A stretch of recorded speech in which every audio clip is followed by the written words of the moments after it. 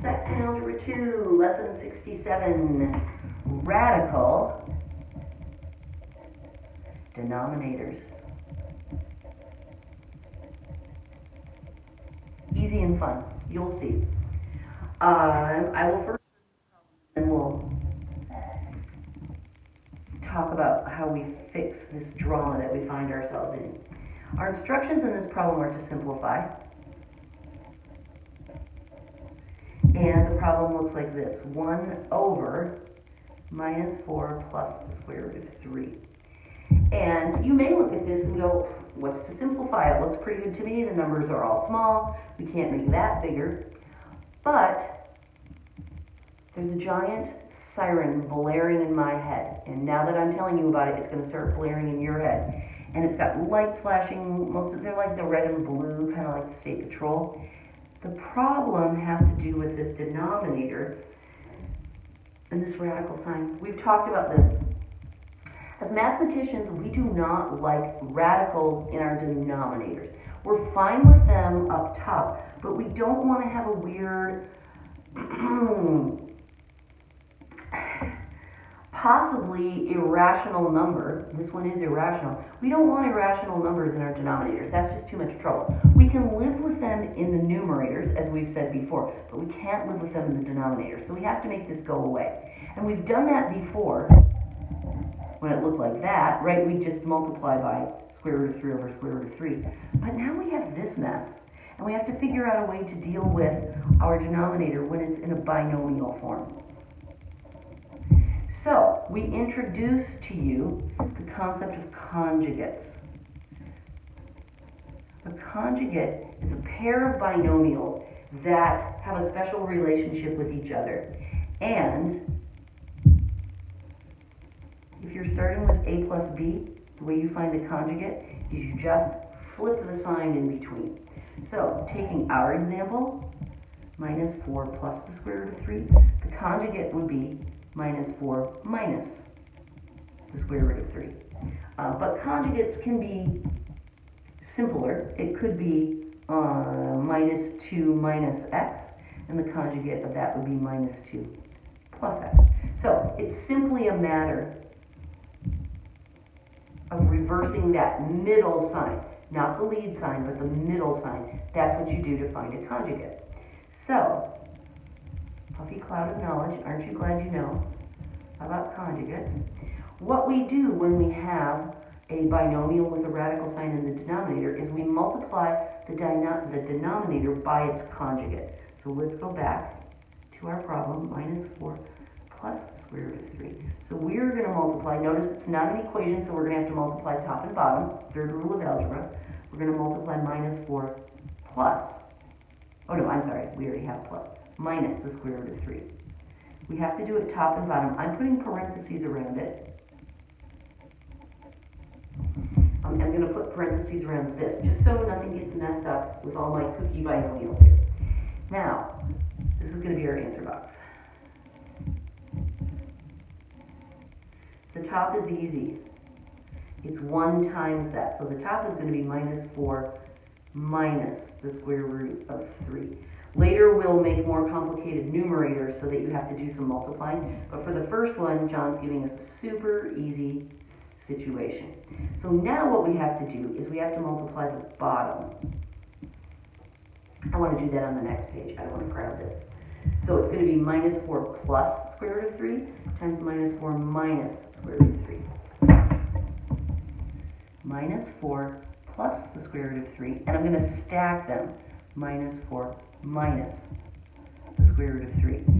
Notice that when we used to multiply binomials like x plus 2y over 3x minus y, things like that, it's the same format. So we're going to use that same dancing metaphor to do the multiplication. This I just made up to remind you. Okay, so minus 4 times minus 4 is positive 16.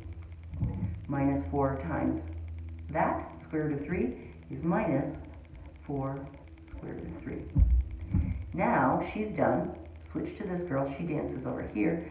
Plus 4 times the square root of 3. And look at the magic that happens there. We'll come back to it. And then these two, well, let's see.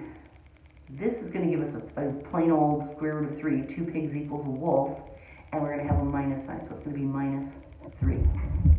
Okay, so the multiplication follows the very same pattern. Up and over, up and over. We've multiplied everything through. Now we're going to add them just like we always do. But let's take a look at what's going to happen here every single time.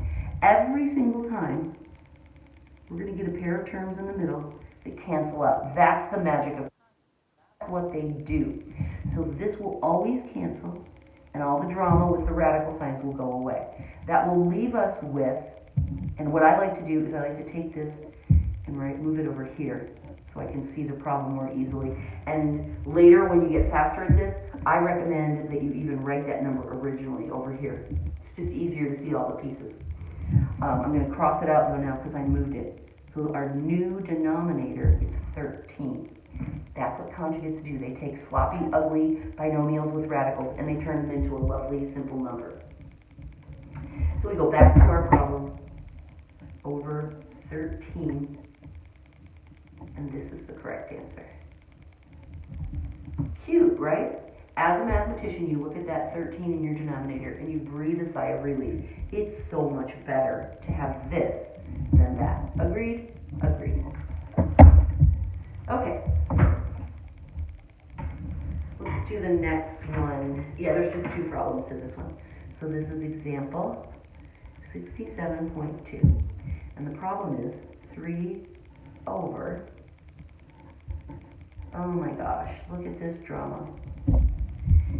It's not really worse than the last problem, but in the bottom we have 2 radicals instead of just 1. And in the top we have a number we're going to have to actually multiply. It's fine, we can do it. So the first thing we do is we listen to the sirens in our head, we see the flashing lights, and we go, oh yeah, this is a problem. How do we fix it? Oh yeah, conjugate, because we have 2 radicals, or we have 2 terms, not just 1. So we need to use our new tool, and remember that all we do is we change the middle sign of this, minus, and it's going to make all the magic happen when we do the multiplication, but we have to do it to the top as well. Hannah Craney, 3rd rule of algebra. Okay, so these we're going to multiply as 2 binomials. We'll do that shortly. And then this one, we're going to have to distribute, aren't we? This one's a little bit more complicated than last time. So here's the way I like to do it. I like to do 2 columns for our 2 multiplications, and I like to do the bottom first because I want to check and make sure that my conjugate really does cancel everything out the way we just saw up here. It should. I want to make sure that works before I want to catch that before I cause myself drama in the top. Oh, that looks weird. A little earthquake. So I'll do the bottom first. 2 square root of 3 plus and 2 square root of 3 minus. Dancing, here we go. Okay, this is getting challenging. So we're multiplying this way. We multiply pig by pig, wolf by wolf. So we're going to get 4, and this is going to become square root of 9. So that's going to be times 3. So this is going to be 12 for our first product. This is going to be plus 2 square root of 6.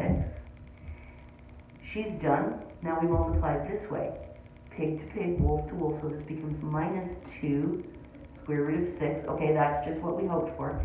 And now over here, we're going to have minus, the 2 pigs multiply together to get 4. Square root of 4 is 2. That makes sense. 2 on the inside, 1 on the outside, minus 2. Okay? I'm going to cross this out because I cleaned that up and wrote a product there. I'm going to move this over here. I can cross it out. These cancel, just the way I hoped. I can cross them out. So my whole denominator boils down to 12 minus 2 is 10. All right, that worked out really well. I have confidence that this is the right conjugate. So now we can do the top. Well, we don't even really have to write that out, but I will. 2 square root of 3 minus. Oh, look, I wrote it wrong. Tried to trick myself. should be square root of 2, not square root of 3. And then we want to multiply that by 3. It's only one dancer. We really don't have to write it in this format, but I will. This becomes 6 square root of 3 minus 3 square root of 2. Beautiful. That's our new top. I'm just going to leave that there and write the new denominator underneath so that I don't have to recopy my answer. That's the right one. Yay, we did it. Denominators should always look cute like that when you're done with the conjugate multiplication. So that's the happy ending of lesson 67 about radical denominators.